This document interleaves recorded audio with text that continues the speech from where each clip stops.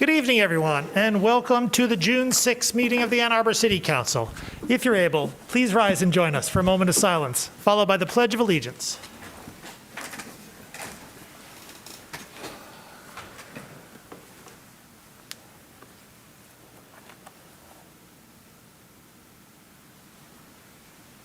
I pledge allegiance to the flag of the United States of America and to the republic for which it stands, one nation, indivisible, with liberty and justice for all.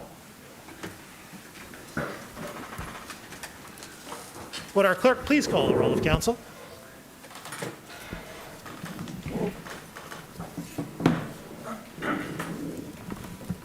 Councilmember Hayner? Here.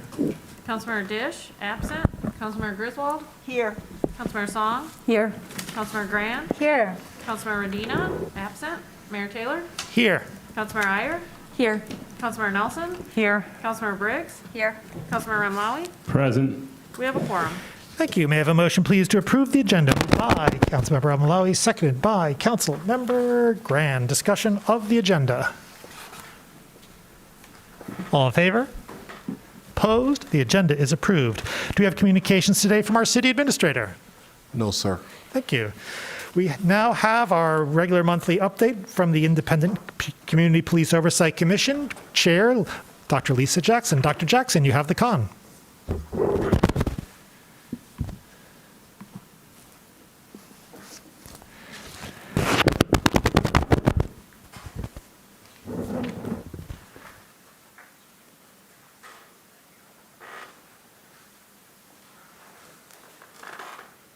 Good evening, everyone. For those of you who don't know me, my name is Lisa Jackson, and I'm the chair of Ann Arbor's Independent Community Police Oversight Commission. I want to start off this evening by acknowledging two occasions to celebrate in this month of June. The first being that June is LGBTQ Pride Month, and the second is that Juneteenth is coming up on June 19th. It goes without saying that both LGBTQ and African American communities have specific concerns when it comes to policing that must be addressed beyond the basic work we have to do to make police better for all members of our community. With that said, it's important to consider diverse perspectives beyond the unique challenges that we face. By listening to more voices, we're better able to overcome our blind spots and create a world that's more tolerant, more accommodating, and most importantly, more accessible to all of its inhabitants. Moving on behalf of our commission, I'd like to express a tremendous amount of excitement for the results of work that has been going on in the background for a very long time. After much back and forth with the Ann Arbor Police Department and with the help of the City Administrator's Office, we are looking forward to Ann Arbor traffic stop data soon being made available not just to our commission, but to the general public on a regular basis and on a permanent basis. Thus, we can join the likes of data sets that exist at Stanford, for example. And in addition to being extremely valuable as a resource for our own work, this represents a large step forward towards a more transparent Ann Arbor Police Department. And so I'd like to thank both Chief Cox and especially City Administrator Dohoney for their collaboration. ICPOC held its most recent public forum 2 weeks ago on May 25th. The date was coincidental, but that day marked 2 years since George Floyd was murdered in 2020. Like most of our meetings, many of the issues we considered were big. We talked about things like police shootings, larger policy discussions, and how we enact cultural changes that will positively change policing. These conversations are important, especially so in light of the Uvalde shooting in which 19 people were killed.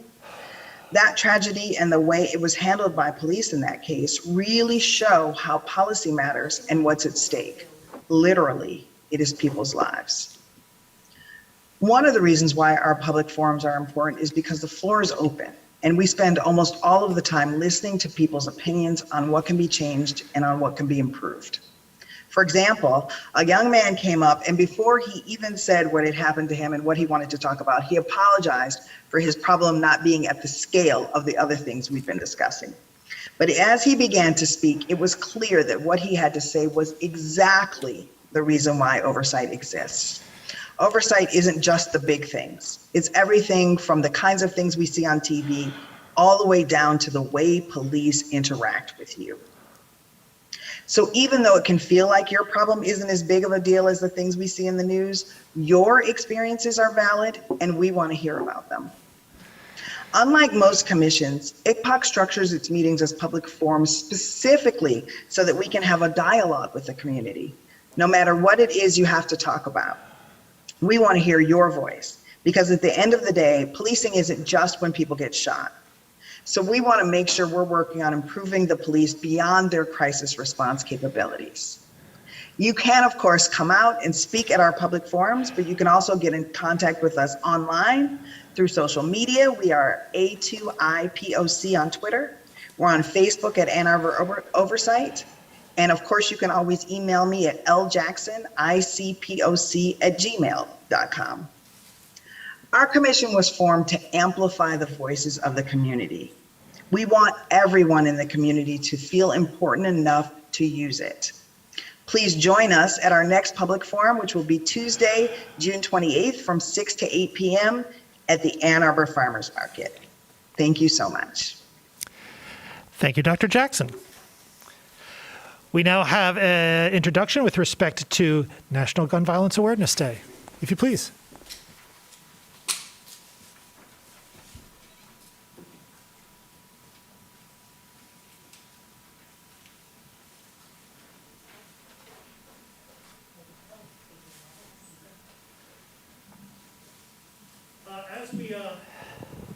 As we all know, the issue of gun violence and gun safety regulation has been front and center in the national conversation of late for a variety of horrific and ongoing set of horrific reasons.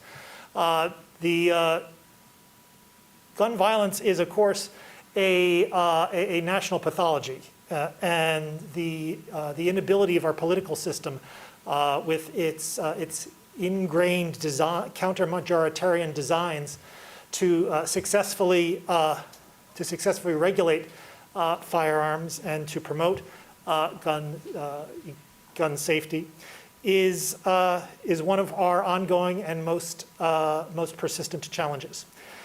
This, of course, occurs at the national level and at the state level, and as a consequence at the state level, much on the local level.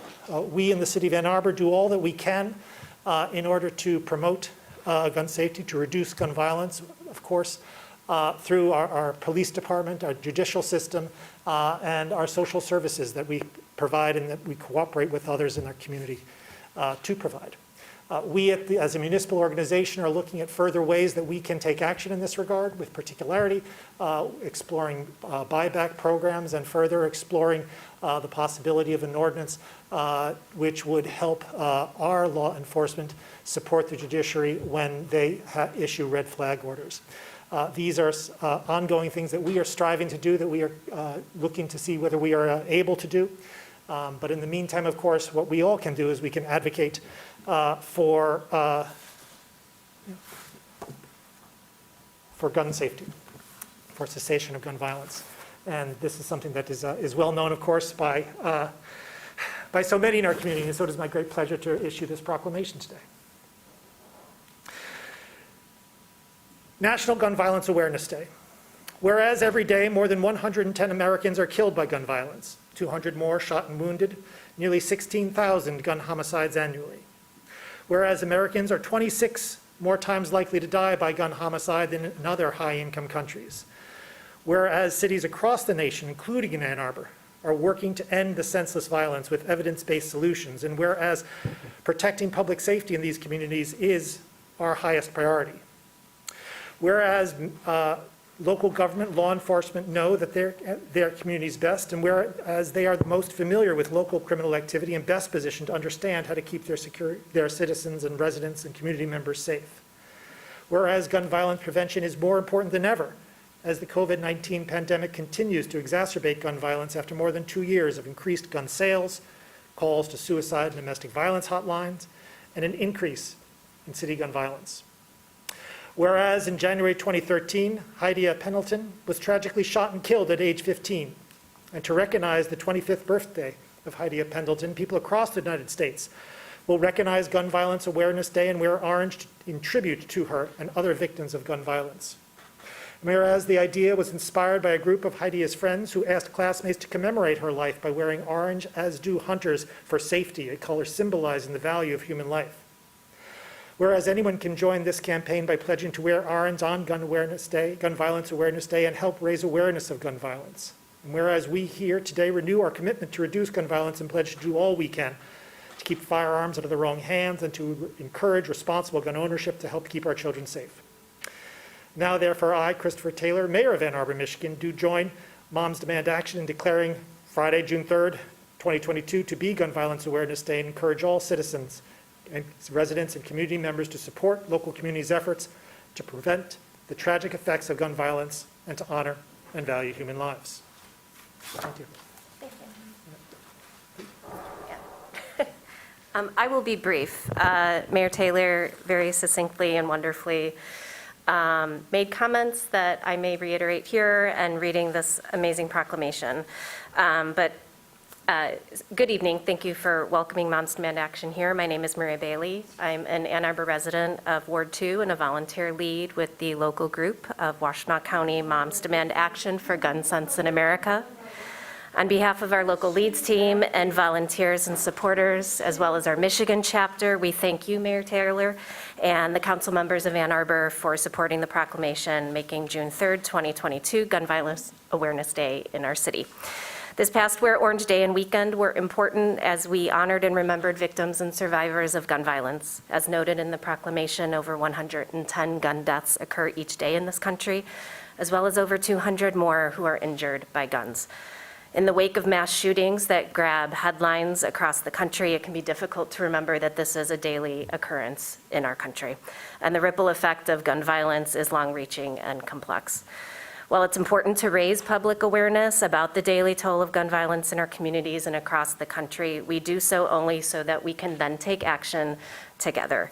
We ask you, our local representatives, to commit to taking real actionable steps to make our neighborhoods safer for all residents of all ages, races, ethnicities, and socioeconomic backgrounds, of all political leanings, be they gun owners or not. We are really lucky to live in a city where people are engaged and concerned about our communities and our neighbors. Moms of Washtenaw County are committed to working with local organizations who already do the work of alleviating the systemic issues that contribute to gun violence and aid in this epidemic that is rampant throughout Michigan as well as this country. And tonight, we just reiterate our ask that you join us in this effort. So thank you once again for wearing orange this past weekend, for remembering the gun violence victims and survivors, and for standing with us to continue in the fight to end gun violence. Thank you. Thanks. Is this both ours? Alas not. Okay. And now, a proclamation with respect to LGBTQ Pride Month. Welcome. As folks in Ann Arbor and throughout the land know, June is Pride Month. It is a day, a month in which we certainly here in Ann Arbor and indeed throughout the country celebrate our LGBTQ community members. The LGBTQ members of the Ann Arbor community they make us indeed what we are. And one likes to say that Ann Arbor is a welcoming community, but to talk about Ann Arbor as a welcoming community creates a certain amount of distance between peoples. And so I don't like to frame it like that. What I do like to say is that we value pluralism. We value all members of our community, all groups within our community, all unique and beautiful identities within our community.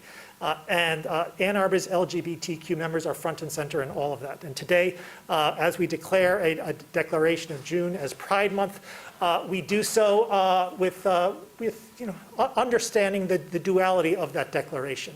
The declaration, of course, speaks and understands that LGBTQ members of our community, both here and, of course, throughout the country and world, have suffered invidious discrimination and irrational hate since time immemorial, and that it continues today. But Pride Month also, of course, is a tremendous celebration.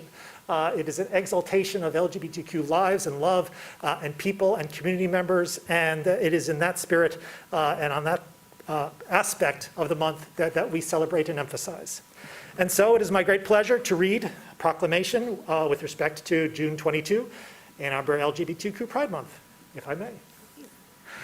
Whereas each June, LGBTQ people and their friends and family recognize the journey toward liberation and those who have fought for equality, including the queer and transgender people of color who took to the streets in New York City at the Stonewall Inn and in cities throughout the country.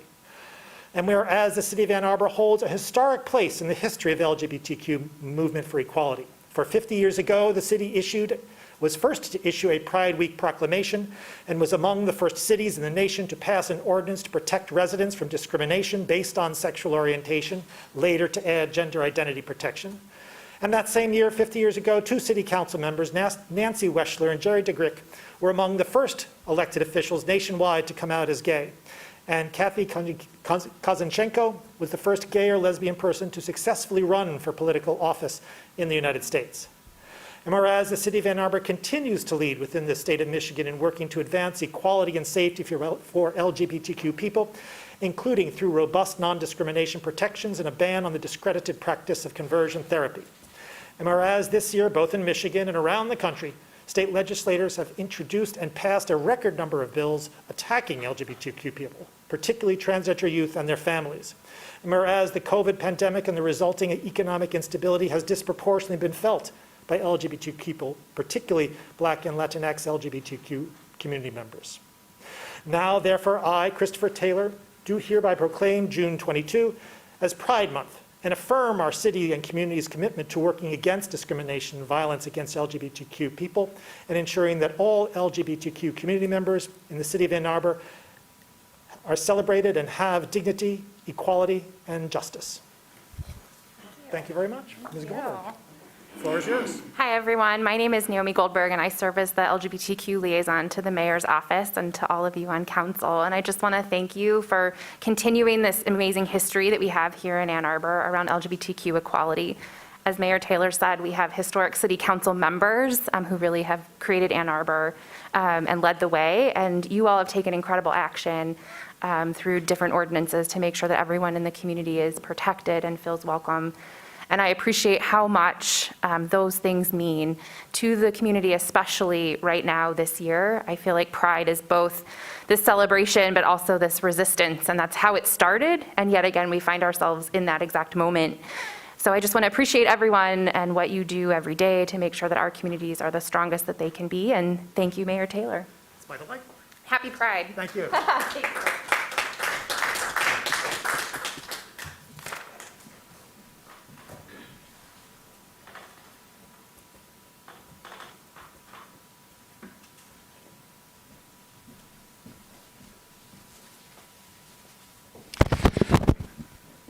We now come to public comment reserve time. Public comment reserve time is an opportunity for members of the public to speak to council and the community about matters of municipal interest. To speak at public comment reserve time, one needs to have signed up in advance by contacting our city clerk. Speakers have 3 minutes in which to speak, so please pay close attention to the time. Our clerk or the time clock will notify you when 30 seconds are remaining and when your time has expired. When your time has expired, please conclude your remarks and cede the floor. Our first speaker today is Jim Mogensen. It's been a while. I'm here to talk about CA 29, $165,000 to support the staff working on housing and human services in this coordination with the county. If you take my name, you put it in a Google search engine, and then you type in red ribbon chart, there it will come up as a link to an old archived Ann Arbor Chronicle article. I used to come to try to demonstrate perspective. Last month, you passed the budget, and you included a new city attorney for $165,000. Not against that. I'm just trying to show the perspective. There used to be a community development department in the city of Ann Arbor. And then about 20 years ago, everybody started restructuring, and they cut the staff by 20%. And then, all of a sudden, things started disappearing, changing, merging. There was a point in which I had to make a joke about not firing the police department, because you merged them into safety services, human resources, and human, right? I mean, it was just ridiculous, right? And my late friend Jim Toy called me. I worked with him on church issues. I did economic justice. He did LGBTQA stuff. He said, Jim, who do we call? And I had to check. And they said, human resources. No one ever thought to actually make a complaint to human resources. It never occurred to them. It doesn't make any sense. It's probably changed by now. But this was a huge problem. So in 2009, I kept on doing this to say. And now it used to be $1 million was 1 foot, and so it would fit on my little thing. And then the entire operating budget was 80 feet. Now, the amount that's in human resources, the human services, hasn't changed materially. But the actual operating budget has. So if I did that tonight, I didn't want to do it because of the possibility of the rain, I would have had to have a 120-foot ribbon. I went out the door and around the corner, and all right. I think we need to keep this in mind. I also want to put in mind about what the solution is. Let's have the religious community do it, or let's have the nonprofits figure it out, or let's have, right? And this is always the thing that comes up. I've been working for 20 years with religion. We created Religious Action for Affordable Housing, raising money to support some of the housing people in that, right? And I'm retiring next week from the board. It's about time, right? But what I'm saying to you is it's not going to work. The information that you got from the coverage of the county meeting last week should tell you something. We're going to lose people. Thank you. Thank you.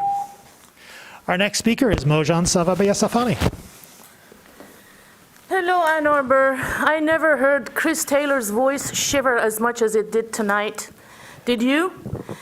I think his voice was shivering and shaking because he knew he was lying. He says, and he wants us to believe, that he is against massive gun violence. However, his behavior, his actions throughout the past many years shows that he is actually in favor of it, and he will protect those who perpetuate gun violence on massive scale. That would be the state of Israel. The apartheid state of Israel, which every single international body that has examined their actions has said they are an apartheid state. Mayor Taylor, do you think the mother who cries over his dead child's body that is in a pool of blood in the United States is feeling differently than the woman who cries over the dead body of her child in Gaza? Do you think they have different feelings? Do you think the life of the child in Texas, in New York, is more worthy than the child that is lying dead every day with your tax dollars in Gaza, in Hebron? Do you think all children should be valued the same, or some children are more valuable to you than others? Your behavior shows that you prefer some children over others because you put your every effort to silence any voice. And that is thousands of people who have petitioned you, have come here and spoken, who have said, at least pass a resolution that says no more guns to Israel. Israel is one big fat user of gun violence against masses of children. It is every day that they kill children in Gaza. It is every day that children are in their pool of blood and their mothers sit and cry.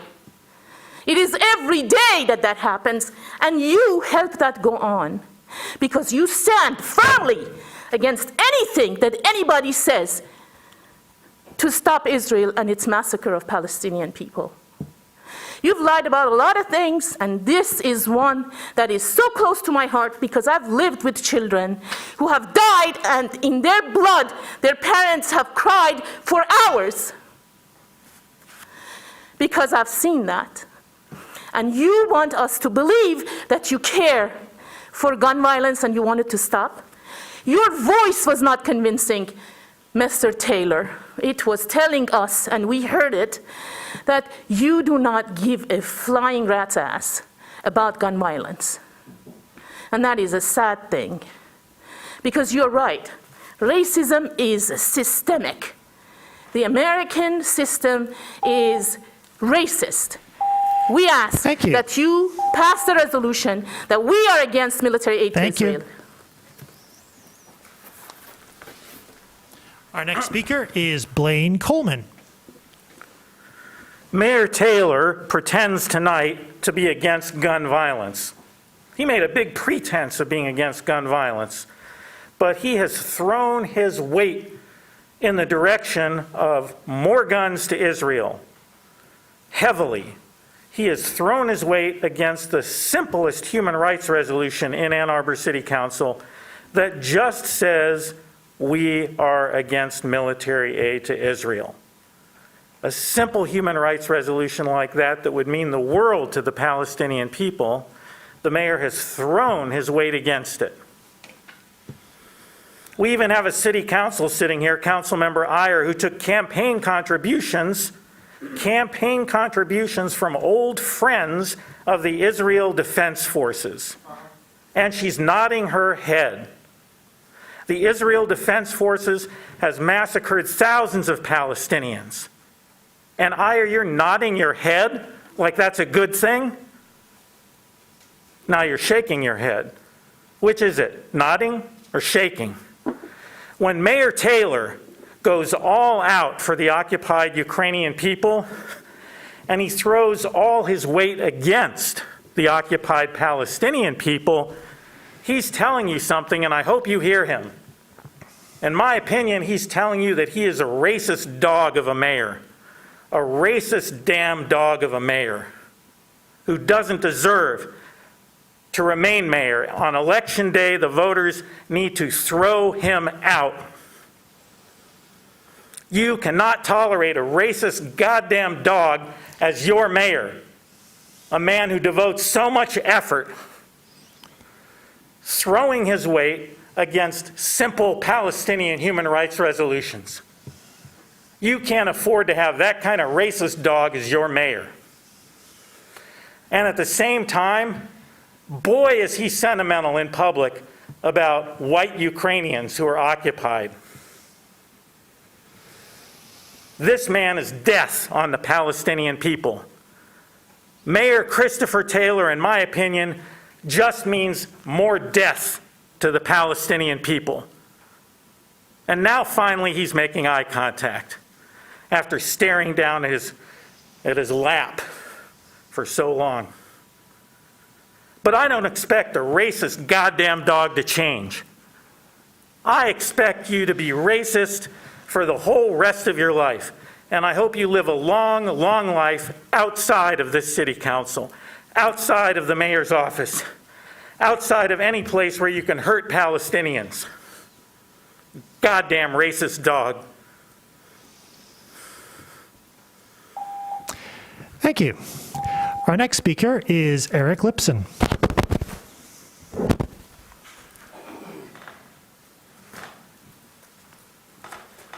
Let's see, how do we follow that act? I'm here. Ma'am. It's your duty to do it, and you know it. Mike, thank you. Thanks for the opportunity to address you this evening. My name is Eric Lipson. I am resident of the 4th Ward since 1970. And I'm here tonight to talk about dioxane and to plead with this council to take some action on this toxic plume, which we all know is a slow-motion disaster, which is polluting our precious water table. One of the best water tables in Michigan has been destroyed by the Gelman scientific plume. And unfortunately, over the past, 20, 30 years, our government on every level has failed us. Starting with the change by the Governor Engler's administration from a polluter pay to a remediation standard. So now polluters get to walk free unless they're sued. So the last action that this council took was over a year ago. There's been no action. You guys are saying, oh yeah, we're all on this. What have you done? None. Have you taken a stand? Have you had a meeting together? And I'm not talking about individual briefings or briefings of 2 or 3 to evade the Open Meetings Act. That is not only an evasion of the Open Meetings Act, it doesn't help the process. I'm sorry, I did not pay her. Thank you. Anyway, the answer to this right now, the short-term answer, is that we need EPA intervention, and we need the council, not the lawyers, to take charge. Right now, the reason I'm here is I believe one of the council items on the consent agenda is for more legal services to deal with this. Ma'am, please be quiet. One speaker at a time. So, the EPA is the only answer at this point. Eagle has proven itself to be completely inept. They have done almost nothing. As you know, you rejected the 4th consent judgment that was proposed by the lawyers. In fact, every one of the interveners rejected that. And nonetheless, the court and the lawyers have taken over. Have you guys supervised the lawyers on this? Have you had a meeting? Have you considered it? Have you put it on the agenda? No. So please, I beg you, and the people of Ann Arbor beg you, because now, as we know, by the way, I'm a member of the Coalition for Action on Remediation of Dioxane. I attend their meetings. I'm not speaking on behalf of them, though. But as we know now, dioxane has been found in the Allen Creek drain. That's draining right into the Huron River, guys. So we know now that the water source for people is being contaminated. So please do something. Thank you. Are there communications today from council? Councilmember Hayner. Yeah, thanks, Mr. Mayor. Just a couple quick announcements, things coming up, and a few other comments. So I want to thank everybody for attending the African American Festival this weekend. If you did, it was a good time. It was nice to see old friends and meet some new people, and it looked like it was going pretty well down there. So it's always exciting to have some street festivals happening. Wednesday, June 8th, from 11 a.m. to 2 p.m. at the Farmers Market is a sort of open house, a presentation and comment session for MDOT to review the M14 Barton interchange. And so I urge folks who use the highway loop around our city, especially Northsiders, Ward 1 residents, to go down there and, if you have an opportunity, to submit comments. If not, you're welcome to send them to me and I'll pass them along. Tomorrow morning at 10 a.m. is the quarterly card meeting, the Dioxin Watchdog group meeting, and they are always full of information. They're usually at 6 p.m., but this one's a quarterly with updates from DEQ.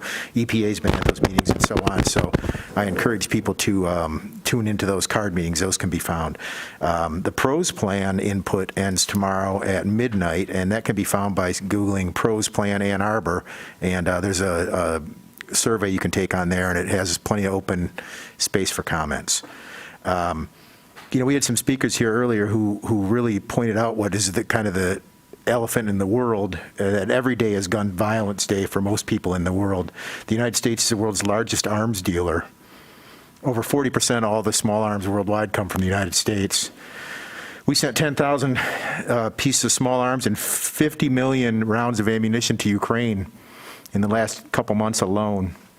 We spend $3.8 billion in funding to the state of Israel, most of which is returned through various buyback programs to buy small arms and other arms and large missiles and so on from the United States. The Israeli Defense Force's primary weapon until about a year ago was the M4, which is the military nomenclature for the AR, or the Armalite type, the AR-15. Until we come to grips with our national obsession with providing the rest of the world with firearms, nothing's going to be done locally. And I know it's as tragic as these mass shootings are. They represent a tiny percent of the gun violence in our nation and our world. I'm glad that they serve to open people's eyes to the problems that we have with firearms. Councilmember? We need to have national solutions to this. We need to encourage national solutions to this. It'll never change without that. Further communication from council. Councilmember Griswold. Did you call me? I did. Oh, okay. I didn't hear. Okay. First, I want to thank staff. We have new instructions for our sign ordinance, which includes political signs. It's really a great piece of instruction. It's got diagrams on it, and I'm really looking forward to similar graphics for Chapter 40, which is our vegetation ordinance that has been under review for over a year. But Mr. Hayner, we are going to get that for your review in the next few days. One of the important things about Chapter 40's revision is that it's going to be consistent with A20 and our Vision Zero goals. Secondly, I would like to once again respectfully request a closed session for the following 3 items and possibly other issues that come up. Number 1, Gelman. Our lawyers are on autopilot. Our lawyers are advocating for a discharge into the First Sister Lake, which is what the community became violently opposed to. Hundreds of people showed up throughout the Plume area, and we voted down the consent judgment. But for some reason, we're arguing for this discharge again. Secondly, the April 8th cease and desist letter. I feel like I've been under a gag order. I think 60 days is long enough. I'd like to request that we have a closed session. And as I've said many times, not making a decision is a decision to do nothing, and that is not acceptable without a vote of the council. And lastly, we've had a data breach, and we need legal advice on how to handle that and how to recover. And lastly, I'd just like to thank my constituents who have come forward and offered assistance with the U of M workforce housing resolution. Thank you. Further communication from council. Councilmember Briggs. Yeah, thanks. One, I just wanted to remind folks that this is A20 week, and so you can find lots of events that on OSI's Office of Sustainability and Innovation's website that you can attend. And then I also wanted to make a correction. To the best of my knowledge, the city is not advocating for discharge into First Sister Lakes, which is in the 5th Ward. We are asking for that permit to be reviewed, but I wanted to correct the record on that. Further communication from council. Councilmember Song. I think we have the public comment pointing to the situation with our county funding to our social service agencies. I worked closely with county commissioners and county staff in trying to come to a resolution last week, and I was really heartened to see that the county board of commissioners voted to extend funding for another 6 months. The challenge is to our community and to the county to understand, how essential our rapid rehousing services are. Our housing commissioner just published a report stating how with housing, supportive services and housing helps our residents beat the odds of eviction. And I'd like to see that success continue. I'm just really heartened after a conversation with Representative Felicia Braybeck and asking her to help intervene and find a better path forward so that we don't come to this situation every 6 months when it comes to funding our social service agencies. I also want to, so I'd like to thank Commissioners Justin Hodge, Sue Schenck, Andy Labar in finding a path forward, but that path is only 6 months long. I'd like to see a better resolution in the next several months. Our agency's fiscal years ends June 30th. And getting notice of funding with only a couple weeks to spare leaves agencies in a really difficult position to fundraise privately. So I would encourage fellow council members to take some time and meet with our housing agency directors. They were very, very busy last week in making sure that folks in our community were well taken care of. Thank you. Oh, I'm sorry. I forgot one more thing. Is that okay? You've got 5 seconds. Okay, 5 seconds. Traffic enforcement resolution. Thank you so much for working with Mr. Dohoney, Lisa Jackson. Instead of a resolution, we've come to an agreement to understand that we can work on this internally so that this data can be available to ICPOC. Thank you. Councilmember Ramali. Thank you. I also would like to stress the importance for us to meet as a board to discuss Gelman. As a board, I don't think we've discussed it at all.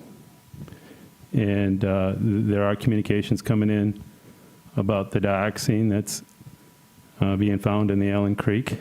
It's being discharged.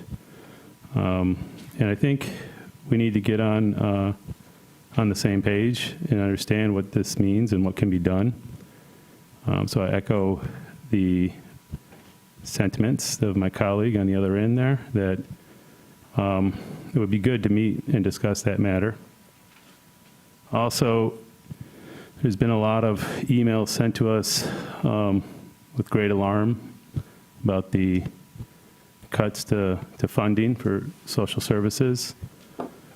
I'd like to remind the public and perhaps the board here that during the budget process, I did bring several amendments to increase funding to the county to the tune of about $700,000. Those amendments did not get any support or the support in order to be approved. So when I see those emails and what happened with the funding on those services, all I can say is I tried. I tried to increase the funding, and I unfortunately couldn't get the support needed to do that with it. Thank you. Further communication from council. Councilor Grand. Thank you. I'd like to thank Councilmember Song for her really persistent advocacy in trying to help our social service agencies. There, you know, when you lose half your funding for what was coordinated funding and now is the new Human Services Partnership, we knew that we wouldn't be able to fund as many, but what happened with our safety net was still unexpected. And there was a lot of great work done by Councilmember Song, by those on the county board. I think it showed that the answer is not necessarily just putting more money into this effort, but really looking closely at our own local safety net, those organizations that are providing those critical services to the Housing Commission to help people prevent eviction and stay housed. So I'm not sure that putting money into the partnership would have resulted in what we're hoping to see, which is really trying to get those agencies that are supporting the work of our Housing Commission and providing a safety net here in Ann Arbor funded. So I'm committed to continuing to do outreach to those organizations who provided funding for those critical services and hope that we can find a way forward. Also just reminding everyone that this week is the last week of school, so thank you to all of our educators in the community, and also please be aware that there will be younger people who will not be in school during the day, hopefully moving safely throughout our system as pedestrians and cyclists and in other ways. So please be aware of those smaller people in our community. Thanks so much. Further communication from council. I'd like to offer the following nominations for your consideration: to the Energy Commission, Alex Zettelman, Kendall Kernan; to the Elizabeth Dean Fund, Richard Wieland; and further to the Energy Commission, Knox Cameron and Moshka Meganey; to the Main Street Business Improvement Zone, Roger Ahn.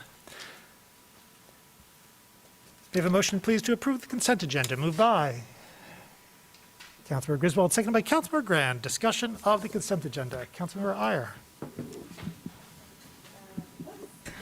Yes, I would like to remove, which one is it? The Homelands, there it is, CA 25. Further discussion? Councilor Ramalawi. Thank you. I'd like to pull CA 27. Councilmember Briggs. I would prefer not to pull CA 20, but I believe there's a staff introduction that probably answers that question, so I don't.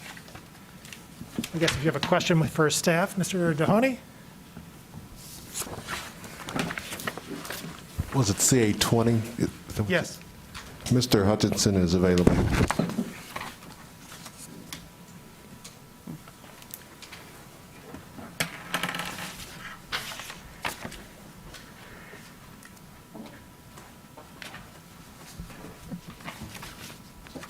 Mr. Hutchinson is joining us on Zoom. Thank you.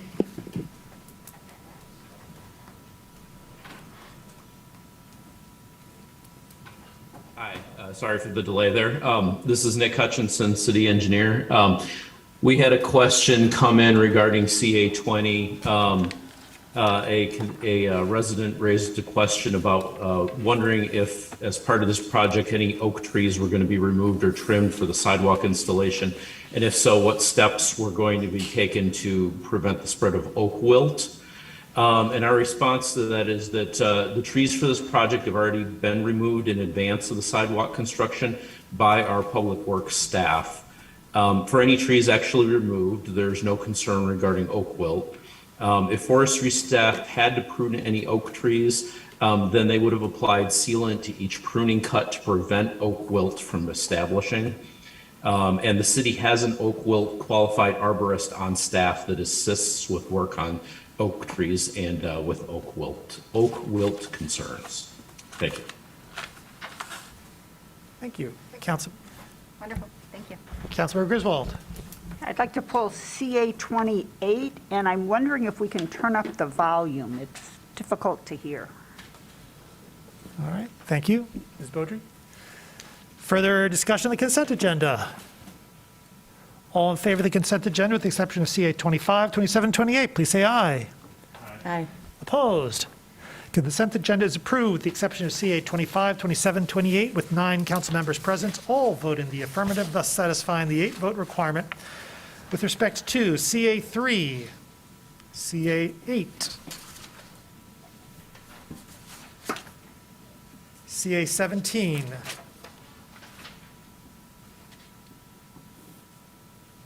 that is all. CA 25, resolution to approve a contract with Homeland Builders of Michigan LLC, DBA Homeland Solar, for the purchase and installation of solar systems at 9 city sites, energy storage and battery systems at 2 city sites, and the installation of electric vehicle charging infrastructure at 5 city sites, in the amount of $3,050,000. Moved by Councilmember Iyer, seconded by Councilmember Lowy. Discussion, please, of CA 25, Councilmember Iyer. I think we have a staff introduction. I'm sorry, is there a staff introduction? Mr. Mayor, we have Dohoney. Dr. Stoltz available for CA 25. Thank you. Dr. Stoltz. Hi, everyone. Thanks for having me here and happy A20 week. So a few questions were asked and I'll punch through those and please let me know if you have any follow-ups. How many licensed electricians does Homeland Solar have? Homeland has 4 licensed electricians on staff, and when necessary, they also use support from Wakeman, Haley, and Harper if they need additional capacity. Second question, how many licensed electricians does Neff Mechanical have? Tim Neff of Neff Mechanical's license is actually with Homeland, and he's the staff's master electrician at Homeland Solar. Third question, who else bid for this project? And a request for the bid tap sheet, which is now in the packet. We had 11 firms bid on the work: 93 Energy, Chart House, Elevate, Enerlogics, Evergy, GRNE, Homeland, Power Home Solar, Slifco, Sunvest, and Utopian. Question for Homeland's actual proposal, and that is now attached. And I do want to apologize for not including it. For those who may not be familiar with this process or not had a chance to review the resolution, we actually put this up to bid about 1.5 years ago. And so the original designs that came in with the proposals have changed because we've worked with the contractors to evolve those proposals to be what's before you today. So that's an oversight on my part. I thought that would be sort of confusing to hold both, but you now have that in your packet to see their original bid. Next question, what are the prevailing wage rates that Homeland will be using? Homeland must be in compliance with our prevailing wage policy. It's required in the contract, and they are in agreement that they will be in full compliance with all of the laws, relevant regulations, and with our prevailing wage rules. Last sort of substantive question, will any subcontractors be used, and if so, who? Homeland's original proposal that you now have access to included, if additional capacity was needed, it would be with Harper Electric. Since that time, the work has evolved over the last 1.5 years. And so the original bid is no longer relevant. They now have staff on the team that are capable of doing the electrical work. And their first stop is to use SIR Energy if they need additional capacity outside of that. And then finally, I just want to reiterate a very important point that I know all of us care deeply about, and that's making sure that all of our work follows state law and state policy. It's staff's complete expectation that every contractor we work with will adhere to state law, including law stating that solar panels must be installed by a licensed electrician. This simply is not optional. We've talked to all of our installers about this. We included questions in the interview process. We've repeatedly expressed this expectation to our contractors, and we have been and will continue to be explicit. We expect all of our contractors to follow state law, period. This is non-negotiable in our contracts, and we have the right, which I'm confident we will be using, of checking in during construction to ensure that our projects are being done in accordance with state law and those requirements. I just wanted to reiterate that because I think it's a really important point, and I wanted to share the building inspector and I are in full agreement on these points. Thanks. Thank you, Dr. Stoltz. Councilmember Iyer? Okay. Thank you, Dr. Stoltz, for that information and for that very emphatic reiteration of city policy. You know, when this came forward, I did, and I do still have serious reservations about this contract due to the fact that this contractor has been documented to have had workers who do not hold electrical licenses installing electrical equipment. This is well documented. So, you know, and I just want to state the law requiring electrical equipment, which does include solar panels and their wires, the law requiring them to be installed start to finish by licensed electricians exists for good reason. It exists for the safety of workers on the job, the safety of our buildings and the people who use them, the safety of our firefighters who must respond to fires of all causes, including, of course, electrical. We saw the most tragic consequence possible of improper electrical work a few years back at Lincoln High School, when a missing ground wire led to the electrocution death of a student. It is incumbent on us as a council and a city to ensure that the electrical work on our city buildings is done correctly to protect workers as well as those who will be in and around our buildings for years to come. So I'm encouraged to hear the unequivocal expectation from city staff that this work will be done according to state law. That means no one who isn't a licensed electrician should touch a solar panel. I'm also encouraged by Homeland's reported promises to adhere to this law. But there's a saying among journalists, if your mother says she loves you, check it out. Trust but verify. Folks will be watching this work. So I will be voting for this contract tonight, but speaking only for myself, I do view this contract as a last chance for Homeland. So let's make sure it's done right. Further discussion, Councilmember Griswold. Thank you for answering those questions. I found them very informative, but I'm trying to determine where the questions came from, and I don't see them in e-comments, and I don't believe I received a copy today. Is from a process standpoint, were we given those questions, or did staff come up with them? Those questions came in from council. Yeah. Pardon me? It's my understanding that questions that are delivered at the last, questions delivered after ordinary submission of questions tend to just be delivered between council member and staff and then get reported out in this fashion. I don't know that those are distributed out to the council as a whole in the packet. Oh, okay. I wanted to make sure there wasn't an oversight. And so what you're saying then, if something comes up after 4:30 on a council meeting day, then we are to just send questions to Mr. Mahoney? I don't know that I don't believe the time is 4:30. I believe the time is in the morning, and that's in the council rules. Oh, okay, after 10 o'clock. Whatever it says in the rules, I don't know. Okay, I just didn't know we had this extra option, but this is great news. It's not an extra option, it's the option in the rules. I will, okay. I'm very aware of what happens until 10 a.m. I'm not aware of what happens after 10 a.m. So that's what I was questioning. Mr. Mayor. So thank you. Mr. Mahoney? To clarify for the councilwoman, if we don't receive the questions by 9:30, the only way for us to answer them is to make it an introduction for tonight and make staff available to be responsive if we don't get it by the deadline. Further discussion? Councilmember Amlawi. Thank you. I guess since Dr. Stoltz is here, and I'm always looking at numbers and trying to get the most out of a buck. Looking at this and looking at the kilowatts and the cost, per installation, just seems like we're paying more in some areas than we are in others per kilowatt for the installation. What, I guess, drove the decisions to choose these locations versus other areas where we might have spent the same amount of money, but we're able to harvest more energy? Yeah, thank you for the excellent question. So we're actually going to be bringing another contract next council meeting for more solar installations. But what we did is we looked at all the city sites that we have, and we identified those that had viable solar potential. And that's how we started with this initial list of projects. In terms of what's before you, the cost varies sometimes because of what the structure is. So carports are more expensive to build because you have to put in all that steel versus putting it on the roof. But in some of the sites, carports were the thing that made the most sense to capitalize on the maximum amount of production.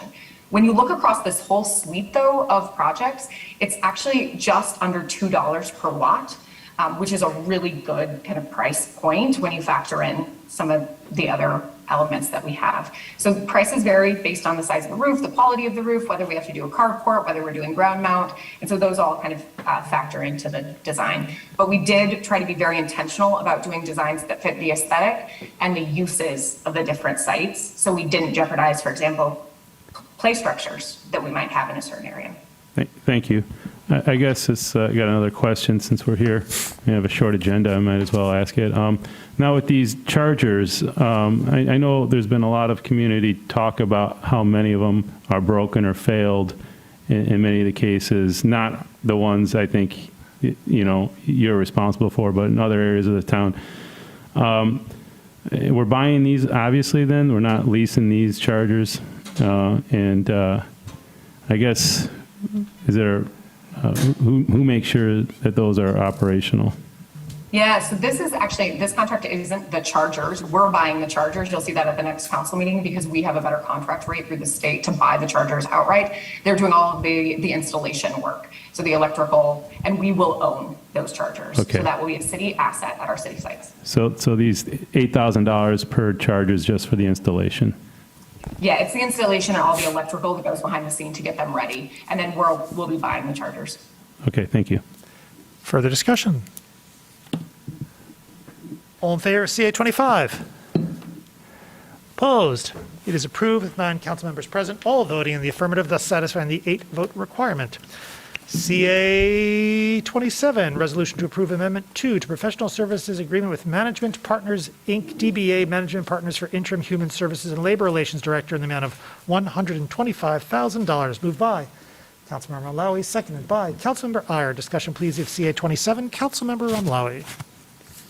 Thank you. I guess this question is for our city administrator and staff. Is when this was first brought to us, it was in response to a pretty unfortunate, timely situation, and we needed to fill in the position. This is a continuation from what I understand, and please correct me if I'm wrong, of a prior relationship with this outside firm to handle the HR responsibilities and roles. This has been an issue, to say the least, for this organization for many years. We've talked about DEI and leading our efforts there. Just again, how this contract works with those policies that we set forth, and how long this is going to be farmed out before we have, a full-time city employee with the qualifications needed to fill this position. This particular extension is to allow us to get over the finish line. I interviewed a finalist for the HR director this afternoon. I'm interviewing the second finalist tomorrow afternoon. I have one in the wings if it doesn't work out. So the HR director's decision should be made within the next 3 or 4 days. and not knowing exactly who we were going to pick or what kind of notice they would need to give wherever they're working, I needed a contract to make sure I got somebody here until the person can get on board. With regards to the Director of Organizational Equity, I believe that position closes this Friday, and the Service Area Administrator position closes on Monday. I may have those two reversed, but we are nearing the end of all of these searches, hopefully, and then we can fill out the staff. Well, thanks. I'm glad that, these things are happening in such short order from now, so that's good news. Thanks. Further discussion? All in favor? Opposed? CA 28 is approved. Pardon me, CA 27 is approved. CA 28, resolution to approve a contract with Public Service Consultants, Inc. for community engagement services in the amount of $99,918. Moved by Councilmember Griswold, seconded by Councilmember Grand. Discussion, please, of CA 28. Councilmember Griswold. Yeah, I just had a question, mainly so that we can discuss this with the viewing public. We did not choose a local firm, and I'm sure the decision process was legitimate. I believe some people will be disappointed that we didn't choose a local organization. I was just wondering if staff could comment on that. Mr. Fournier is available for questions on this item. Thank you, Mr. Dohoney. Councilmember Griswold, we chose the most qualified firm in the RFP process, and that was regardless of whether the firm was local or not. I will say that Public Sector Consultants is based out of Lansing, which, compared to most of our contractors is pretty local, and they have a lot of familiarity with doing this type of work in the state of Michigan. So we were very impressed with their presentation and recommended them because they were the most highly qualified firm. Oh, okay, thank you very much. I appreciate that, and I'm not questioning the process. I just thought it would be helpful to at least have a public statement regarding that. So thanks again. Thank you. Further discussion?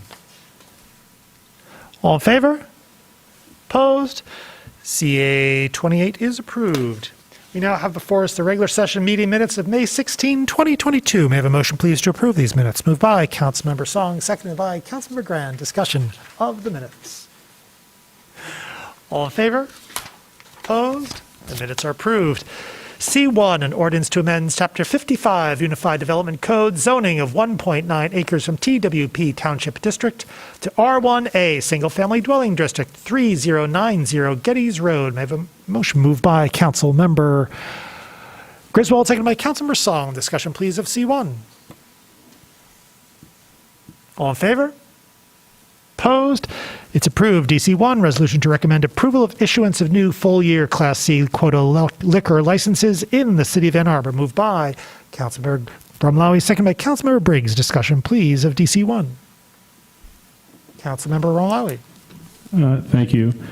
I just was wondering if there was anywhere that we can see what the sustainability pledges or goals that these new licensees will be given to the community for the sustainability goals and efforts. I haven't seen anything, and of course I didn't take an extensive look, and I'm not on the committee that awarded these, but again, looking to know what pledges were made or what things were done in recognition for these awards. Ms. Boudreaux's here from the clerk's office. Sure. She might speak to that. Part of the application process included a sustainability statement, so each of the, all of the applicants who applied submitted that information as part of the application. Are those public record? Are there anywhere? Are we going to be following up? Are there going to be any kind of metrics or anything that's going to be done to ensure that those whatever they are actually carried out? Are they just statements, pledges, or are these actual actionable items and measures? There's a question with respect to the enforcement of, is there a committee member? Councilmember Grand? Thank you. I don't think there were plans for enforcement per se, but part of the scoring of sustainability wasn't just based on future plans, but based on what these organizations were already putting into practice. So it, I can give an example. The business at South Fifth, has a farm in Detroit that they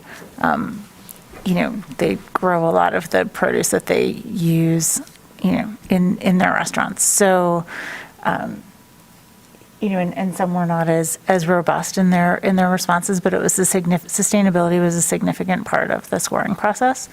So it wasn't an afterthought. Well, I appreciate that. I guess my only wishes in hindsight were that these were actually going to be awarded to Black-owned businesses and people of color. I think those are the folks that something like this should have been thought of. But that's not my role. So it's just some feedback. But this only happens once every 10 years. Councilmember Nelson. A resident brought to my attention that one of these locations, the location on West Stadium, is like a gaming store. It's not a place that serves food. Maybe I'm confused about that, or maybe he was confused about that. I just wanted to ask. Is there a staff member to respond to that, Mr. Mahoney? Mayor, I can respond. Ms. Beaudry? Yes, that is correct. We received 10 applications, and the committee chose to recommend 8 for the issuance. We had 8 available licenses. And I don't recall the name of the business, but the gaming store on Stadium is like a place where people go to play role-playing type games. Okay, thank you. Councilmember Song. I think, so the committee members include myself, Councilmember Griswold, Councilmember Lisa Dish, and Councilmember Grand. This was, I think, a really careful consideration. We did review BIPOC business community business owners, and I was really pleased to see Chayla's was awarded one. There was also a business that was considered, that was started by another BIPOC founder here in town. But I think the impetus was really to look for licenses that were outside the DDA boundaries was a preference, and have a strong statement on sustainability, including one applicant stated that they would pay for their own composting service. So, I mean, that's pretty admirable. That's a really, that's a high investment to make. And should folks who were not able to secure a license in this process are still in the market for licensees, there are a couple processes still available to them. Although this comes up every 10 years, depending on our city's population growth, I think this was a really carefully considered process with a strong leaning again on sustainability. I think Councilmember Lisa Dish especially leaned hard on that, and I really appreciate her experience coming from, I'm pretty sure she's on an environmental commission, is she not? Yes. Yes, as well as Councilmember Griswold. So having two council members on environmental really spoke to how I think the approach was fairly considered. Councilmember Grand. Thank you. I just want to take a minute to thank staff. I know that this process was done so well that staff from the clerk's office were recognized by the city administrator for their excellent work in rethinking this process. It went incredibly smoothly with the committee. We got to hear from some local business owners. The 2 businesses that applied that did not get these licenses are eligible for the licenses within the DDA. So while more expensive, certainly not as expensive if one were to have to purchase a license outside of the DDA district. We really were trying to get new types of businesses. So the gaming Business is a good example of that, that it's not your typical business that you might see getting a liquor license, and we wanted to encourage new ideas. We wanted to encourage, businesses that happen in neighborhoods and that can help enhance the quality of life throughout the city. So this process got to that, as well as the, strong points for sustainability. I think it was just a really terrific process. We had 10 applicants, and there was real consensus around the 8 that were selected. And just congratulations to those businesses as well. I'm glad that we were able to, help do something along the lines of economic development that can hopefully help some of these small local businesses get up and running and be sustained in our city. Councilmember Hayner. Thank you, Mr. Mayor. Yeah, I'm sorry for the 2 who didn't get it, but I think it was, since I served on this board for a bit, the notion that there are other opportunities for license to be available, especially like a DDA license, I think was an appropriate thing to consider. And, the truth around the Class C license is that not all small businesses make it. And so these are fully transferable licenses, unlike a DDA district license. And so unfortunately, if some of these people don't make it, I think the clerk could weigh in on the notion. There's a process, but I believe that these licenses can be sold.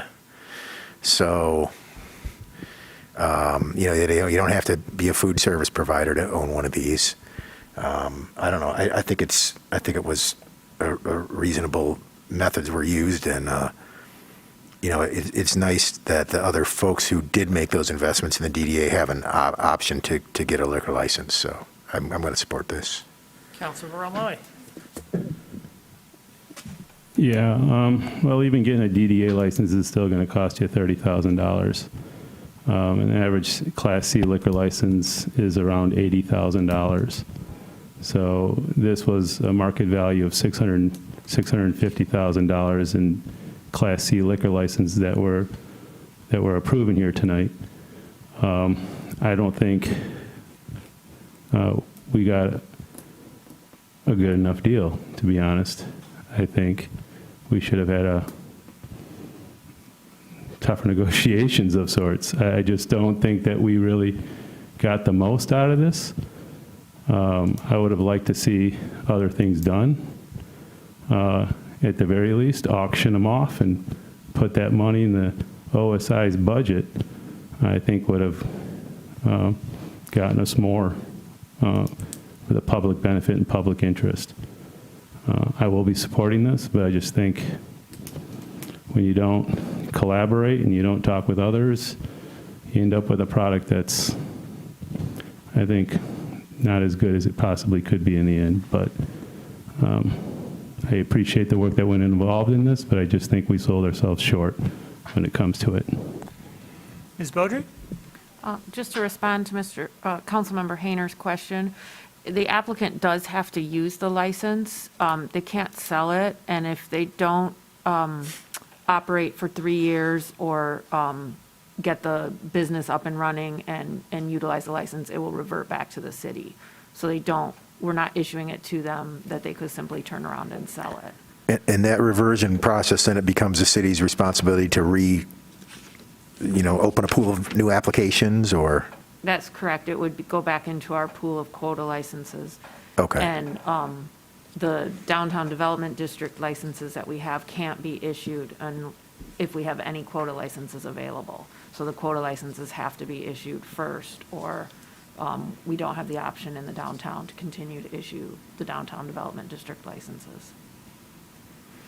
So it's not the open market game that it used to be for these types of licenses? Or it used to be you could just turn around, like if you were going out of business, it became an asset of the business and you could sell it, but that's not the case with these. After 3 years, the applicant could sell it. Okay. It becomes their license. They just can't acquire it simply for the purpose of selling it. Okay, yeah, thank you. Further discussion? Councilmember Griswold. I also want to thank staff, and if there are some perceived shortcomings in the process, then I think council would take responsibility because staff did exactly what we asked them to do. And I'm not even admitting that there were any shortcomings, but if you perceive some, I just want to make sure that it was not a shortcoming of staff in any way. Thanks. Further, Councilmember Song. I want to speak to the pricing, or Ms. Beaudry, can you speak to the pricing and why we put it at the price that we have for these licensees? In terms of the fee for the license? Yes. So the city only charges what is a best estimate of the actual cost it takes us to process. So we have a set fee for any liquor license, whether that's a downtown development district license or a new quota license, and we currently charge $600. The state sets a different fee schedule. They have an annual renewal for all licenses, including quota licenses as well as the DDA licenses. And then they do charge that $20,000 fee for the DDA license, and that was specifically when that law passed to generate downtown business.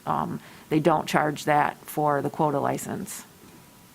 I believe their initial fee is similar to the city's in terms of the annual cost of a quota license. And then we also do an annual review for folks who renew their licenses, and that includes reviewing if there have been police incidences or if there are any outstanding taxes from that particular business. So there is a process should these businesses either not be able to come to fruition and use their license, or should they are a nuisance in our community. So there is a review process that comes up annually. Is that correct, Ms. Beaudry? Yes, all on-premise licenses, which is any license where the alcoholic beverages are consumed on premise. We do an annual renewal. So each, restaurants, bars, even the club licenses at the theaters, they all submit for an annual renewal. And so police, fire, the building inspector, the city attorney, the treasurer all review all of the on-premise licenses annually. Thank you. Further discussion? All in favor? Opposed? It is approved. We have before us the clerk's report of communications, petitions, and referrals. May I have a motion, please, to approve the clerk's report? Moved by Councilmember Hayner, seconded by Councilmember Grand. Discussion, please, of the clerk's report. All in favor? Opposed? It is approved. We have communications today from our city attorney. Thank you, Mayor. I just want to take 2 minutes of your time. I am energized and I welcome any opportunity to discuss the Gelman litigation with the council. To the extent there was any suggestion of complacency from the city attorney's office, I'd like to counter that. That is absolutely not true. We are residents of the city. Issues that are important to the city are important to us. We advocate diligently on behalf of the city.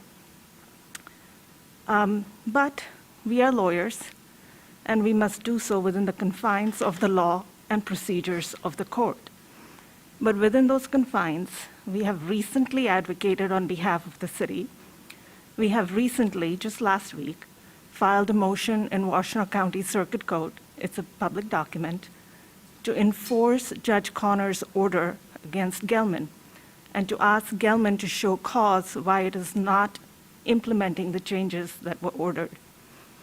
So with that, I'd like to say I welcome questions, a closed session, whatever council needs to educate itself on the issue, but rest assured we are advocating diligently. Thank you.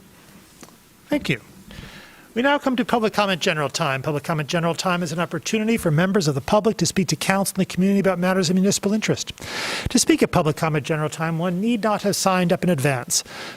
Speakers will have 3 minutes in which to speak, so please pay close attention to the time. We may have only one person speaking at a time. Our clerk, if you are online, will notify you when 30 seconds are remaining, and our clerk or our time clock will notify you when your time has expired. When your time has expired, please conclude your remarks and cede the floor. Is there anyone who'd like to speak at public comment? Please. Hi, Harp again. To Attorney, thank you for addressing me, and please excuse, I did not imply or mean to say in any way that the city attorney's office was not doing its job. I'm saying that the city council has an obligation to consider this very significant issue, and not just leave it to your competent hands, but you have the obligation to have a higher level of oversight than what we've seen so far. One other thing I have to say, I'll tell you, I was driving down Boardwalk the other day, and I see in front of Oxford Properties, dead-end street, where there is already a sidewalk on the other side of the street, a brand new quarter-mile of cement sidewalk to your biggest donor. I live on Rosewood, and we're by Harpst and a lot of other side streets there that could really desperately use both sidewalks and repaving. There's a lot of streets in Ann Arbor that could use that. And why is it that your number one donor, Oxford Properties, who owns 20% of TC1, just after you pass TC1, gets this brand new quarter-mile of a sidewalk? I ask you, go drive down there. It's not only is it a dead end, I know the justification was that there's a public school, preschool there. Well, that's nonsense, because no one walks to that preschool because it's the end of a dead end where the buses are going down to the bus barn. And not only that, the sidewalk right now does not go all the way down there. It turns left and makes a left turn and crosses the street to go to the other sidewalk, which is not used. I'm on that area all the time because I live in the neighborhood. That's not a pedestrian thoroughfare. So, and I asked Mr. Dohoney another question, which is why is Rosewood Street and the commercial area, I mean, I hate to advocate for my own street, but the problem is that who's going to do it? Because it just is getting out of control. So Rosewood Street and Harpst and these other little side streets just get ignored. And Rosewood Street on the commercial district, 800 feet from South Industrial to the residential area, is going to be repaved according to the city's schedule. Whereas from that spot forward to Packard, which is a 0 on your scale, that's getting nothing. So your priorities are not for neighborhoods, they're for your donors. And that's become real clear, and it's very, very disappointing that our neighborhoods suffer, the people who have been in Ann Arbor for however many years, and your brand new friend who's given you all this money for your campaigns, he gets the sidewalk. Well, thank you. Thank you.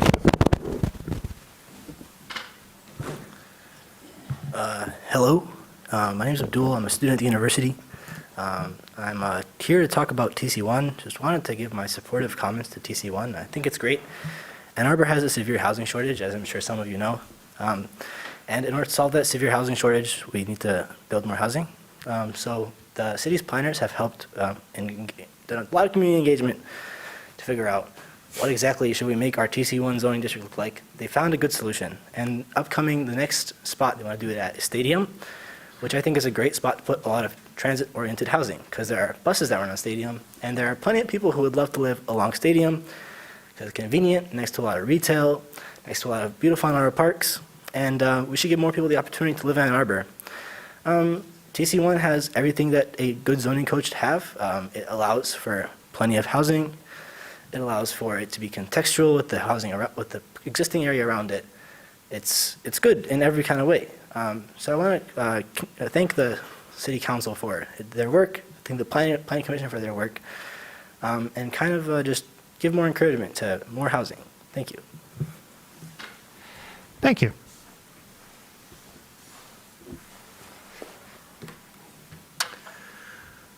My name is Edward Vilmetti. I live in the 4th Ward. I too would like to comment on Harp Street and Kohler Road and a couple of roads that are not in my neighborhood but in an adjacent neighborhood. I was out on my bike this weekend and met with some folks from the Give 365 program at the parks. And they let me know that it was possible to, as a citizen volunteer, audit a park and help them improve the website, make sure that they have some context for it, figure out where the parking is, if you're going to park there, what have you. And so I volunteered for Woodbury Park. My mother-in-law lives right next to the park, and so I'm in that area quite a bit.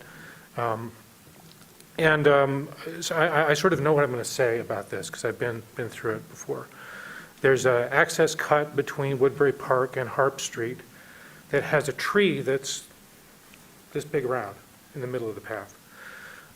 There's another access cut, which I believe is in the site plan for Woodbury Gardens at the end of Kohler Road, that my neighbor is scarred for life because she ran into the raggedy fence there and cut herself on it. So, you know, the city has a lot of parks. There's a lot going on in some of the parks. There's not much going on in some of the other parks. There's obviously not been too many people who've complained or notified or let the city know what's going on about these obstacles to enjoying this particular park. And so I'm hopeful to get some insight. I mean, Woodbury Park is a very lovely park. It's also right next to a stretch of sidewalk. I have no idea who owns that particular sidewalk with the tree in the middle of it and overgrown vegetation and impassable. So, you know, I think this is the sort of thing that could be fixed, frankly, if everyone lined up to do a little bit of work, whether it's the adjacent property owner or the apartment residents or the neighbors or what have you. I think this is like a one afternoon job to make a dent in something that seems to have been neglected for years. As to the fence at the end of Kohler, it's completely unclear to me who's responsible for that particular public health hazard. The city, when I did a C-click fix for that, promptly tried to close it, so I don't know really who owns that problem, but it's a problem. Thank you. Thank you.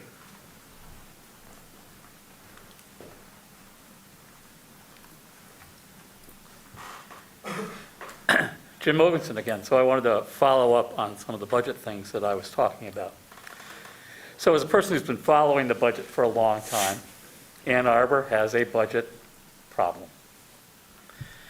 And it's not because of management or anything else. There's some structural things. And the impediments to making it more functional are immovable. So what do? Right? When it comes to public sector funding, people have had to resort to millages. Right? In a city like this, there should be an ability in a regular budget process to have environmental stuff, to have housing, to have public services. That should, and to have social services. That should be possible. And we all kind of have a sense of why that's not true. There used to be a time back in 1984 when the university actually paid the city for fire and police services. They actually wrote a check. Imagine that. We can't even begin to imagine that now, right?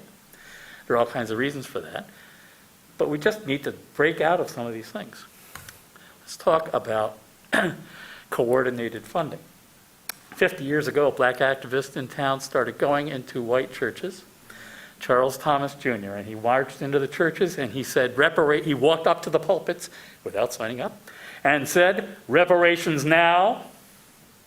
And finally, the interfaith community created the Interfaith Council of Congregations. It was the United Way, coordinated funding. 50 years ago, gave SOS Community Services its first grant. It no longer exists because it wasn't new anymore. It was hard to get people to volunteer for it. You know how that is, right? That's what happens. So when you think about these things where we have these other options independent of the millages, it's the religious community. So I call that the faith fee. Or you have people donating to nonprofits, right? And that's the empathy surcharge. Or you have volunteers who are endlessly volunteering to the sinking fund, right? Right? These are not things that are going to work over in the long term. And so we need to rethink how we're thinking about those things. If you look back at that 2009 article from the Chronicle, you'll see two things. One, the difference in journalism nowadays. right? The MLive is predictable. They'll say you're doling out money to the nonprofits. If you said that we're doling out money to the reporters, they might get a little antsy and not think that was very respectful, right? And we need to really think through that. And it's important. As I said at the very last minute there, we're going to lose some really talented people who are working in our current nonprofit sector if we don't find a solution. Thank you. Thank you. Please. Hi, my name is Teacher Barton. I live in Ward 4. This is the first year I participated in the No Mo May, and I'd like to thank the council members who set that up. I would like to, as a suggestion for next year, you provide signs for citizens, because every single one of my neighbor has complained about me not mowing my lawn. And so I would just think maybe like a sign or something that lets the community know that individual citizens are participating. This is also another suggestion. I noticed that the city actually mowed all of their lawns through like the road divides and stuff like that. And so I think with the city having more grass than any one individual, maybe that would be more beneficial towards all of the benefits that No Mo May has. So that's just a suggestion that I have seen as that. I would also like to thank Councilmember Ramwali, who is one of the liaisons for ICPOC, for actually speaking with me and helping me get that issue actually brought up by them. I would also like to thank Commissioner Griswold for having an honest conversation with me about what is and is not possible when speaking at these meetings. I also do think that she has brought up the cease and desist letters twice on the closed sessions. As a citizen, I think that maybe this council should actually discuss that instead of, it seems like, just passing it on, or however you guys decide to do that. It seems like there's not enough votes or actual willingness to discuss that. So I just want to agree that maybe these cease and desist letters and these issues with large corporations and former cities administrators might actually benefit the city if you guys actually address them. So that's it. Thank you for your time. Thank you.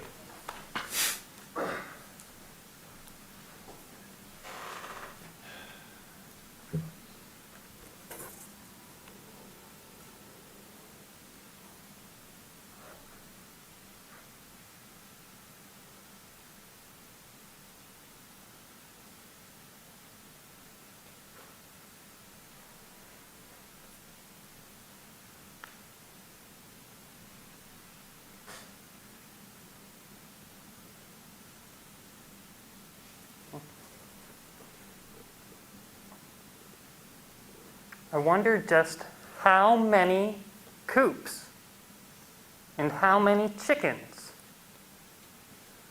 are needed to achieve results. 20 chickens per acre? 50 chickens per acre?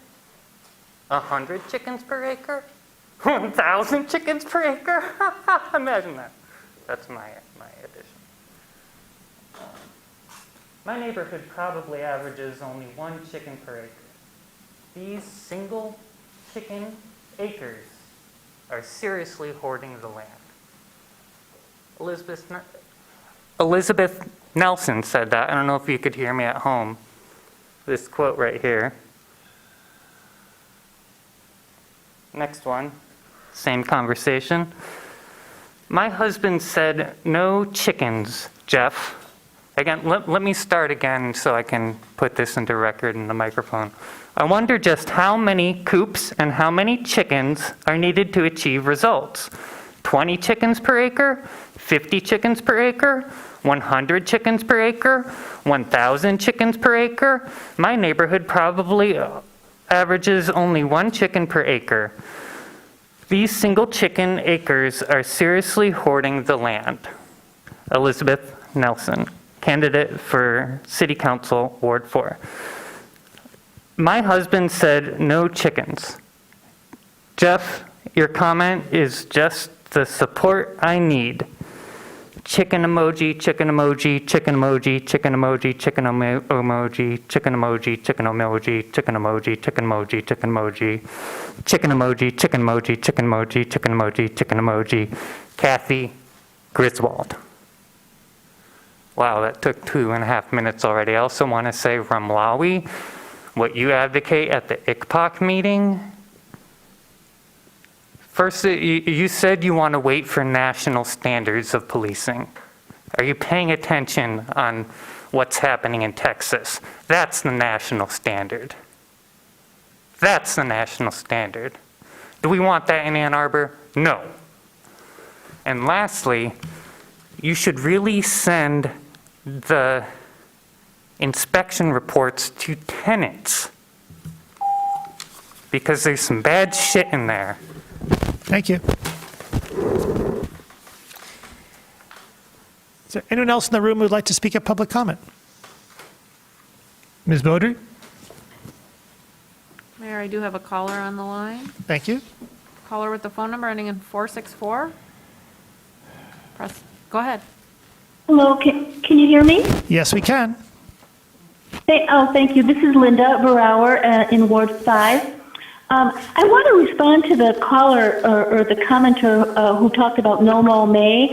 I just wanted to point out that the city actually did have signs that you could download for the website, and then you'd have to like laminate it and put it on a little stick in your yard to let people know. That's what I did, and it worked out really well. And I think the city put out a notice about why the Parks Department didn't get on board. I think because this No Mo May was kind of organized a little bit late in the season, I don't think the Parks Department got notified. But my understanding is that their statement said that next year they would try to abide by it in certain parks, obviously not playing fields and stuff like that. So I thought it was a really great success, and I'm glad we can do it again. Then I wanted to comment on the whole chicken gate thing. I honestly think it was a really dumb joke. Okay, I'm not going to defend the joke. It was silly. It was schoolyard stuff. But I keep seeing on social media these complaints that it was making fun of low-income people, and that's not what it was doing. As we know, 99% of the big mega complexes that are being built are not for low-income people. They're for market rate, relatively wealthy people who can afford very expensive rents. The joke was about density. It wasn't about low-income people. So whatever you believe about density, it doesn't matter. My point is that joke was not making fun of low-income people, and I'm really getting tired of hearing that because it's just a false accusation. Thank you. Thank you.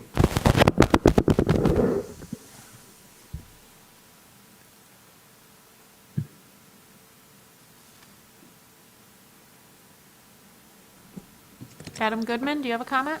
Go ahead. Yeah, hi. I'm Adam Goodman, also speaking to you from Ward 5. I just wanted to quickly follow up on what Ed Vilmetti was talking about. So on the City of Ann Arbor's website, I found that there's a feature where you can go and look up old building permits and site plans. So it's if you are a nerd like me and find yourself interested in such things, it's kind of fascinating to see what these records looked like from a few decades ago as our city was getting built out. But on these site plans, you can also see specifically pedestrian pathways that were included. And some of these obviously were intended to connect to, through a private site to some public street on the other side. So this Kohler pathway was on the site plan for Woodbury Gardens. The Runnymede pathway on the west side, connecting to Pauline, was on the site plan for the Walden Village condo complex. In my neighborhood, it was originally Westwood Apartments. I forgot the current name actually, but there's a pathway that goes basically from between the two disjoint sides of Fair Street. The point is, all of these things are very useful, important transportation infrastructure in our city, because often they are closing gaps that would otherwise require people to walk, potentially a mile or miles out of their way to get from one side to the other. And these things were included in site plans. Now, I haven't found the development agreements, but it seems logical to assume that the development agreements also said that these would be available for public use, because otherwise, why are they being built? So I find it pretty concerning that we have just forgotten about these and in many cases let them, get crumble into nothing or get blocked by fences or get blocked by brush. And so this is why a couple of meetings ago, on one hand, I was happy to see this issue getting some attention, 30 specifically seconds. with regard to the Runnymede pathway. But I was very concerned about that resolution because it was absolving something that, these developers decades ago built these things for the public. And one would assume that there was an obligation for ongoing maintenance along with that. Otherwise, what are we even doing here, right? And there are many of these around the entire city. So I really want to see a systematic solution where we actually go and inventory all of these and find the appropriate way to deal with them. Thank you. Thank you.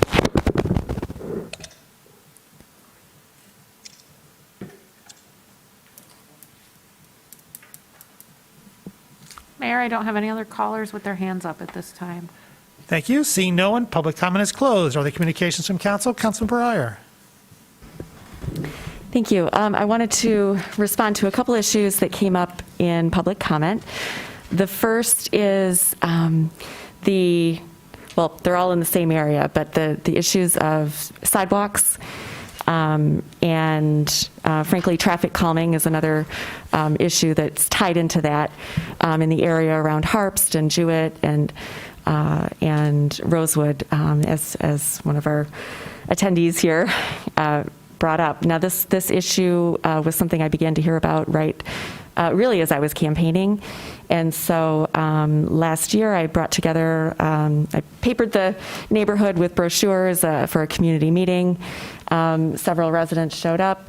We talked about taking a holistic approach in terms of trying to petition for sidewalk gap closures as well as traffic calming throughout the neighborhood. We've seen traffic calming piecemeal throughout that neighborhood, and it really just shifts the burden onto other streets when that happens. So those residents and I are working with city staff to try to craft a petition for the neighborhood that encompasses all of the issues, and I just wanted to make that known, and anyone who's interested, I welcome you to join us in that effort as we go out and talk to neighbors.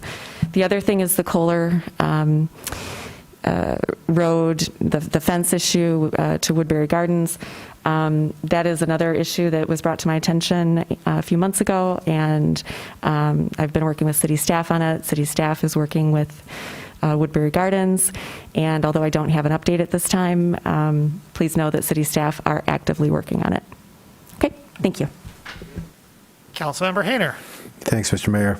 I want to start by saying happy birthday to my son Logan. His birthday's today, and he shares a birthday day, June 6th, that is used to be kind of heralded, and it's kind of slipped from our kind of public conversation lately.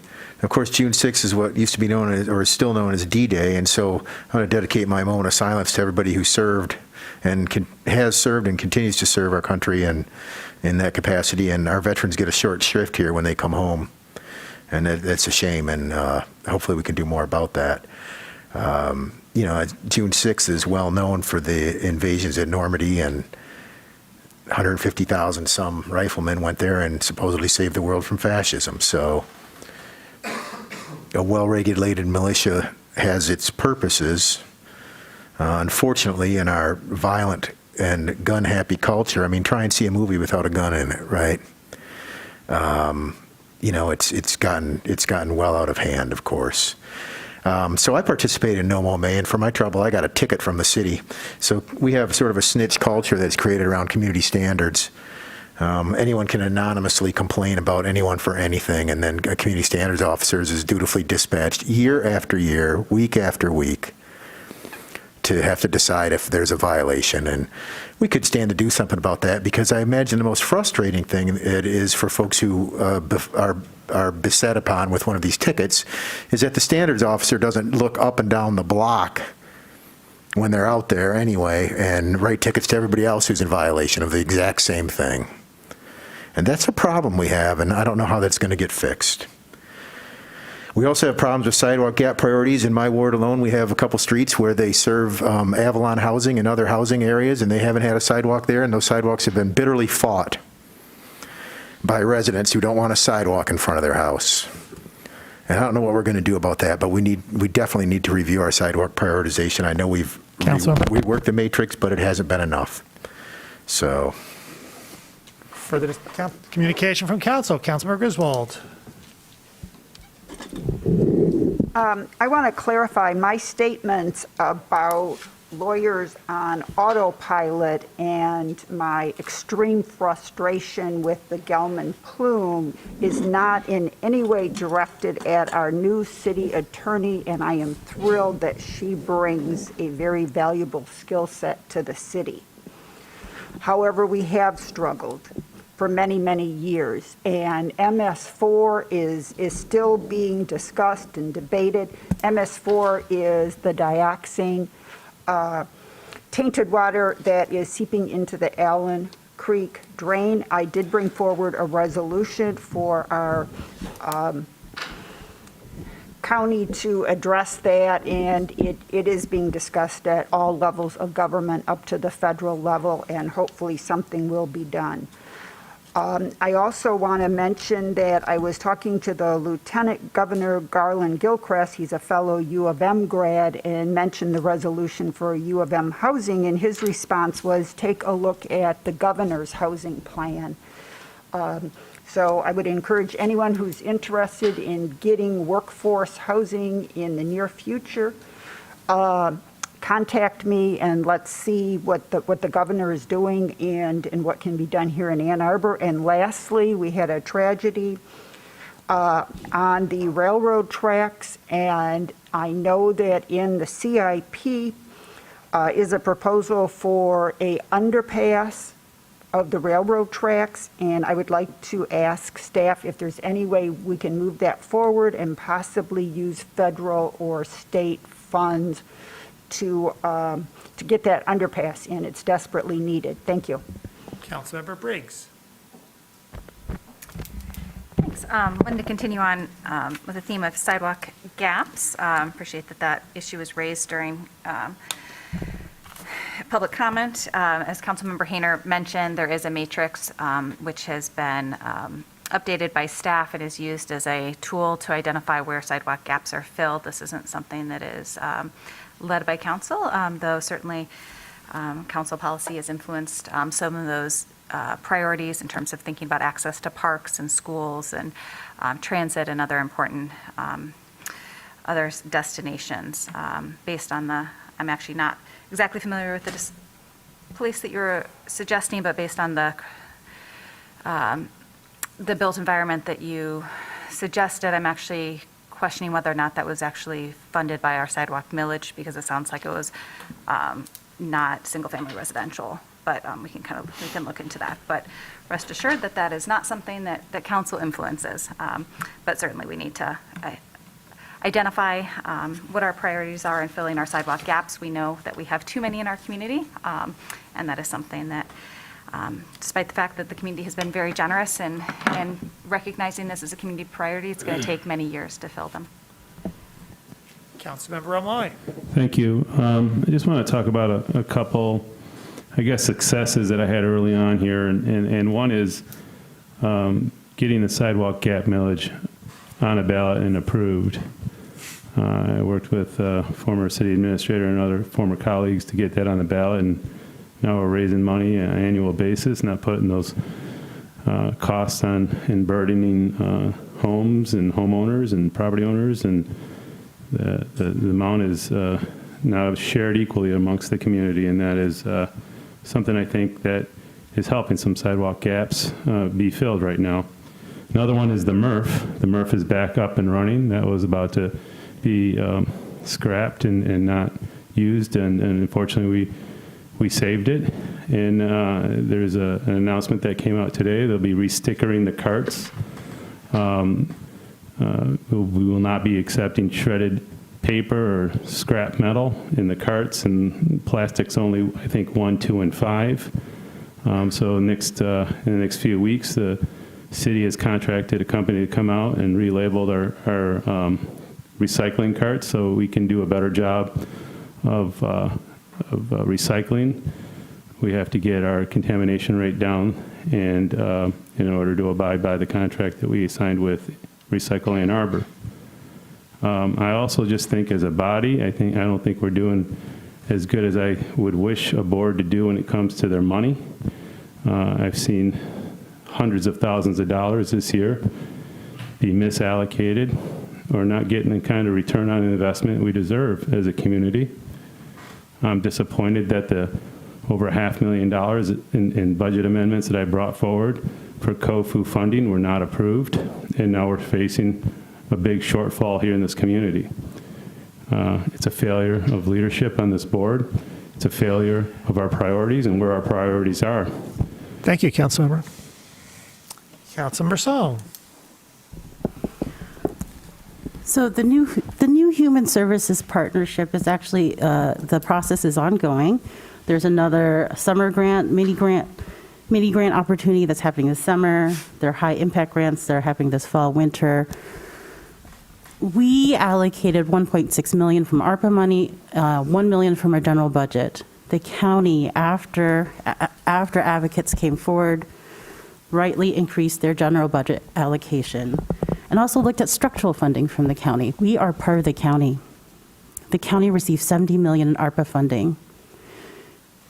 Rural broadband alone received $14 million. If we can encourage our county partners to consider social service agencies as being a countywide effort in collaboration with other municipalities in this county that benefit from social services, that even though they might be centered here in Ann Arbor, impact the greater county. Services reach residents from throughout the county. If our services fail here in Ann Arbor, in partnership with the Ann Arbor Housing Commission, then where do residents go? They go in the county. And I'm really pleased to see the county step up to that challenge. Ann Arbor alone cannot bear all the responsibilities for our social service agencies. And we have stepped up, we have answered that call, we have made investments. And I'm really looking forward to the leadership at the county level, where those dollars are allocated in partnership with us, to see if we can encourage other municipalities to step up and contribute their general funds, given that a number of municipalities have increased revenue in this past year in their general budgets. We are not alone. We shouldn't serve folks alone. If we are to think about this as a greater community need, then we challenge partners to join us at the table. Councilmember Grant. Thank you. I'll just piggyback on that statement by saying, there were other community partners that have contributed to helping our social services funding, and they are truly welcome back at the table. And so we will not turn that money away.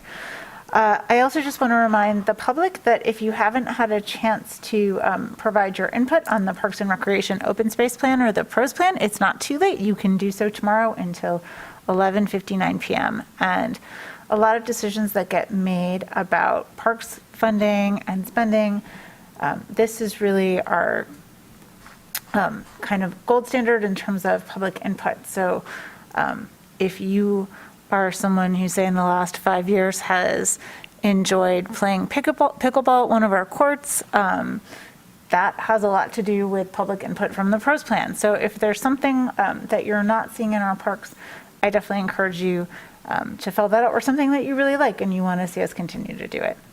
So please provide that input. It's open until tomorrow. Thanks so much.